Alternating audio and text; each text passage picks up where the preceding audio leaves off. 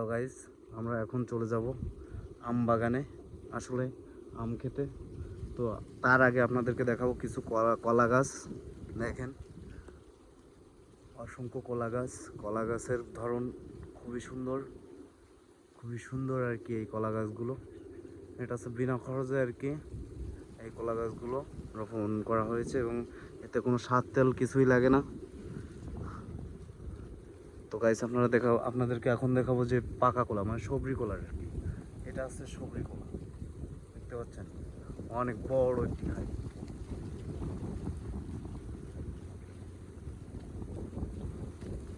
আসলে অনেক বড় একটি খাইন, দেখছেন।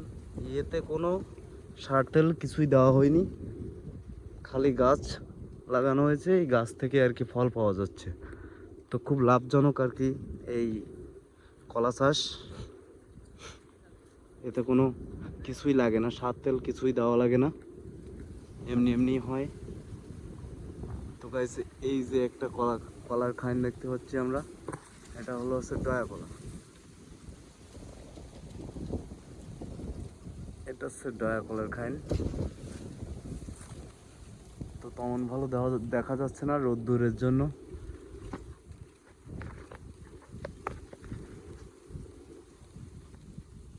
পুরো রোদ পড়ে গেছে, কিভাবে দেখবেন। তো গাইস, আমরা আর দেরি করব না, আমরা এখান থেকে একটু সামনে যাব। আমরা আরো সুন্দর সুন্দর কিছু ভিডিও আমরা দেখতে থাকবো। দেখতে পাচ্ছেন সামনে আর একটা খাইন, এটা কাঁচকলার খাইন, দেখেন।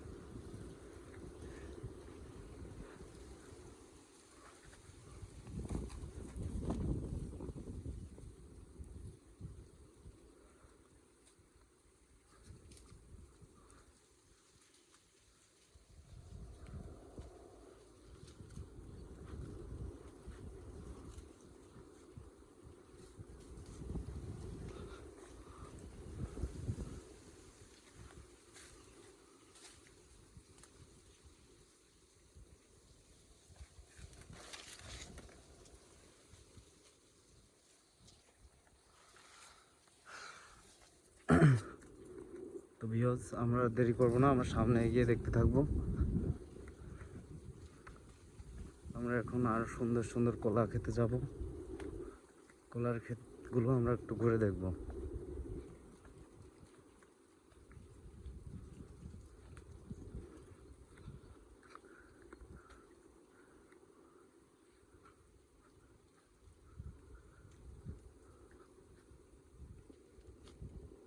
তো ভিউয়ার্স, আমরা আপনাদেরকে আজকে আরো সুন্দর সুন্দর কিছু জায়গা দেখাবো, এবং সুন্দর সুন্দর কিছু ফল কাটার গাছ দেখাতে থাকবো আজকে।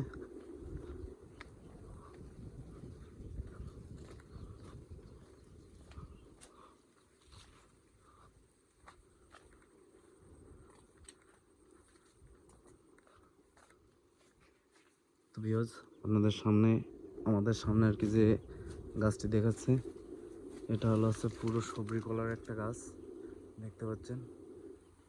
এই সেই সবরি কলা, অসংখ্য কলা ধরেছে। তো গাইস, আমরা আর একটু সামনে এগিয়ে গিয়ে দেখতে থাকবো।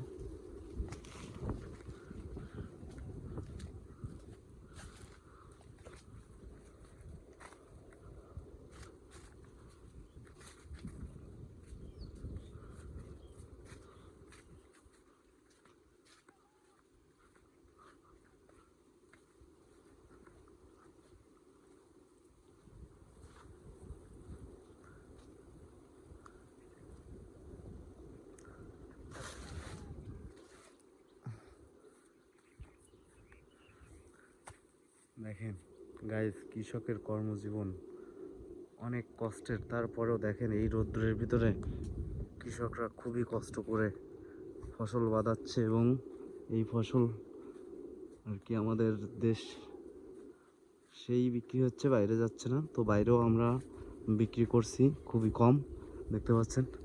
একটা বড় একটা কলার খাইন, দেখেন।